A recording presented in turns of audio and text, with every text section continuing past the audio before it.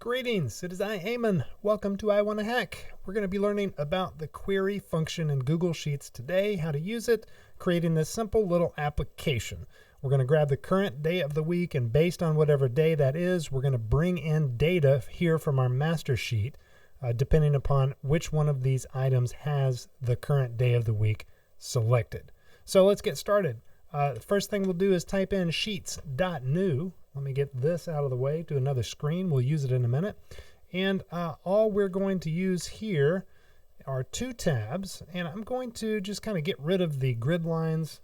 And I'm going to make our data sheet first. So for this particular example, I need people, tasks, and then I need days of the week. So I'm going to copy in my people and my tasks. And then I'm going to show you how we make the days of the week data validation.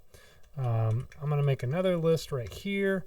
Type in Sunday, Monday, and then it's smart enough to know if you scroll down like that, grab that little box in the bottom right corner, it'll bring in our list of days of the week. Got a little white space there that I didn't mean to grab. Okay, now let's create a named range. Go to Data, Named Ranges, Days.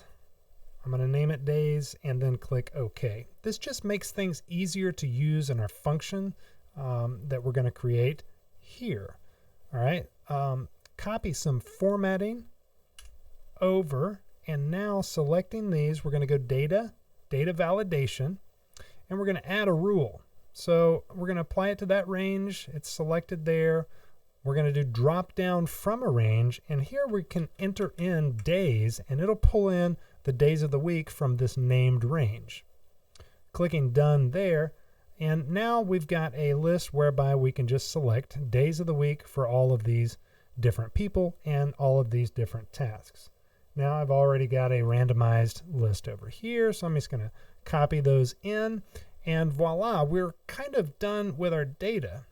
Other thing we want to do here is select the data, and actually I'm going to select all the way down in case we ever add more data here, and I'm going to make another named range.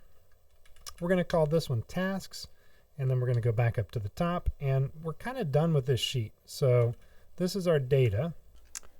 Okay, we need a new sheet for the front page. Let's name it tasks. And the first thing I want to do is use the date function wrapped in the text function. So if we do text today, today returns a date, and I want to turn it into text so we can use it in our query. And then I want to format it like this, and that will display the full name.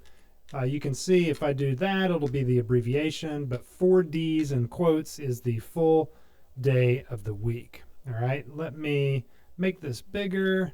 Let me make everything a prettier font.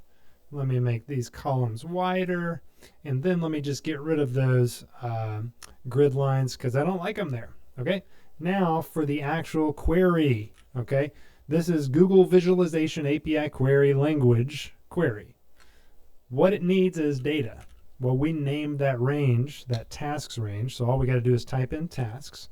And the query itself looks like this. It's enclosed by double quotes, and it starts out with select. We're going to use all. This shortcut for all is an asterisk, where D, and D is the column in our data. We'll go over there in a sec. I'll prove that to you and just remind you where that came from.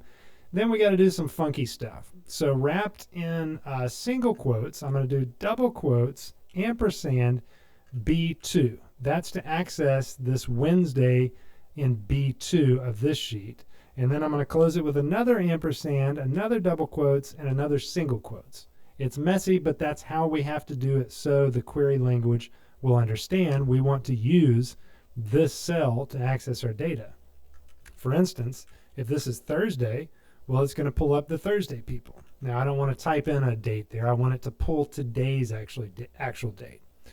All right, so let's check this out. We've got Edie and Wangro reading books and getting coffee. And over here, you'll see, indeed, Edie on Wednesday and not Alan Marciano, but Wangro on Wednesday.